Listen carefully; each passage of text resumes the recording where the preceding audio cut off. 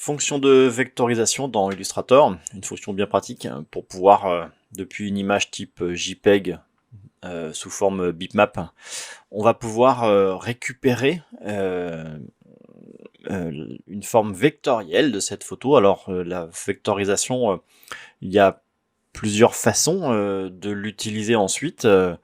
On peut avoir besoin d'avoir un logo qui existe sous sa forme JPEG et que l'on souhaiterait retrouver sous la forme vectorielle rapidement, ou bien on aurait des besoins pour, à partir d'une image, d'une illustration, on veut en récupérer uniquement sa forme graphique de l'image, et ça permettra rapidement d'en sortir des éléments, d'en isoler des éléments dans un délai très rapide.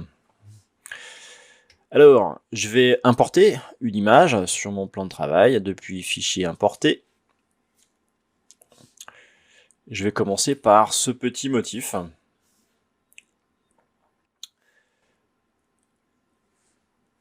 C'est une illustration toute simple d'une image type JPEG.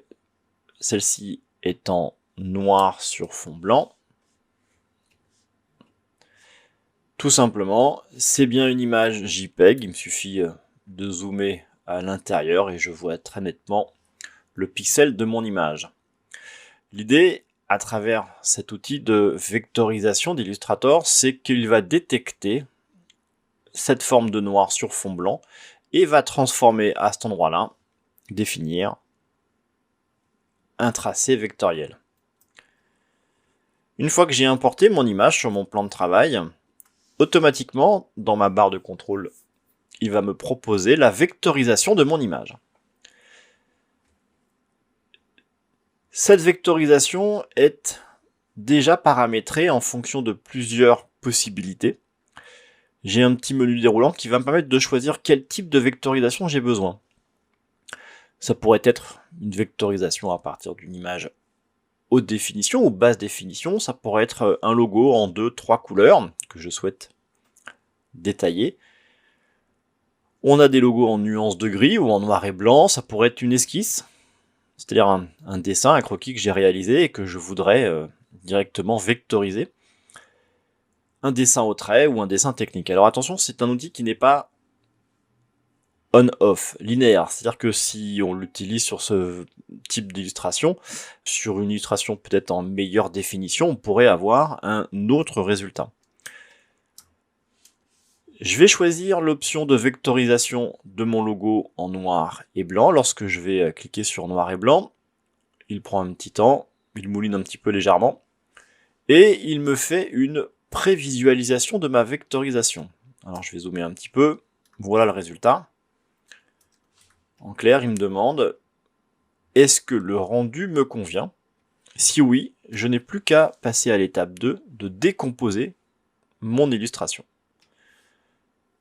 J'ai décomposé, et j'ai maintenant une forme vectorielle.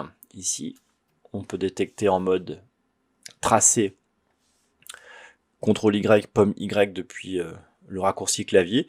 Je retrouve la forme vectorisée directement par Illustrator. Cette forme est donc en noir et blanc, puisque c'est les caractéristiques que j'ai choisies au moment de la vectorisation. Celle-ci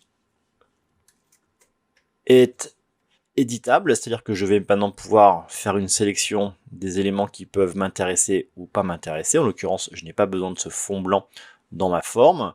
Il me suffit, avec mon outil de sélection direct, flèche blanche, de sélectionner les éléments que je souhaite conserver ou supprimer. Dans mon cas, je vais supprimer ces zones de blanc. Il me suffit simplement de cliquer par supprime de mon clavier. Et je vais supprimer toutes les zones de blanc de mon logo.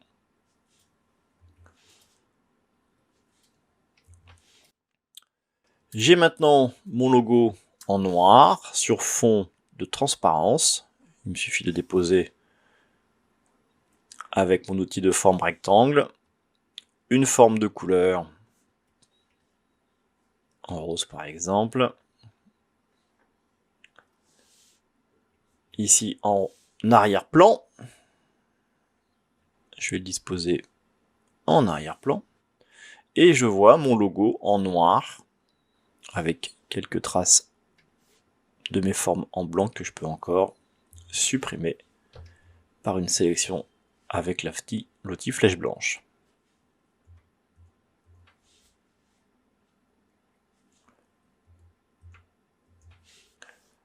J'ai donc cette forme de noir sur fond transparent que je peux maintenant facilement éditer, modifier sa couleur.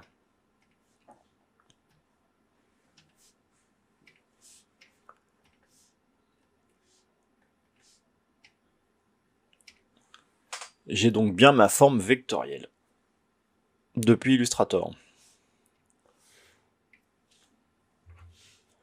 On peut aussi faire de la vectorisation plus complexe avec Illustrator. Je vais importer maintenant une photo. Fichier importé. Et je vais utiliser l'image d'une voiture.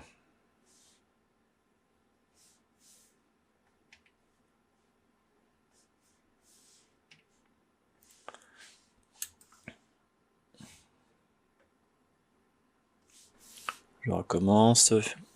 Je vais importer ma photo de ma voiture.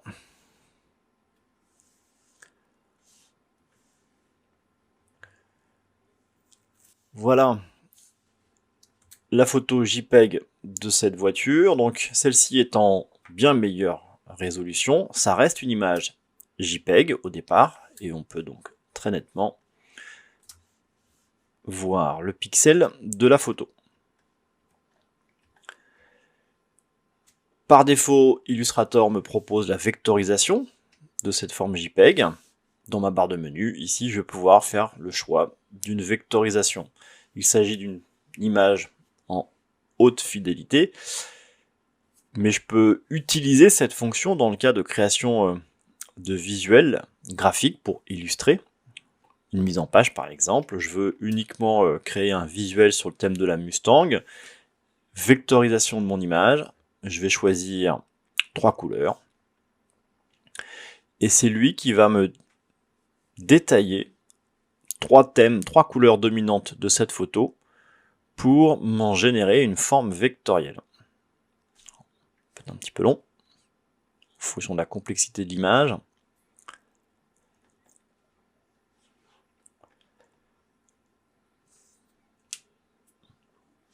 Alors justement, concernant les informations de cette image, j'ai les infos ici de la photo.